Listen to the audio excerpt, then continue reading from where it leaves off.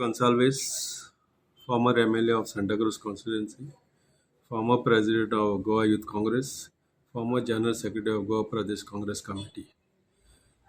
Today I have joined Trinamool Congress for two reasons.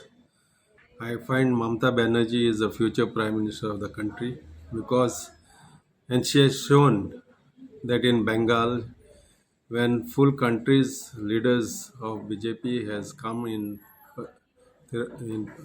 Bengal, and she won over it, and she has won the state, and she is the only threat to the BJP in the country, and she is only threat to the Prime Minister, and she can be treated as the next Prime Minister who can fight against Narendra Modi.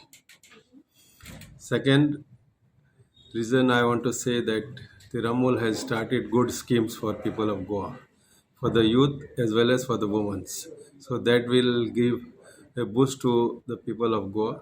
That will help people of Goa as in a larger say that population of Goa will be tilting towards Tiramul in future.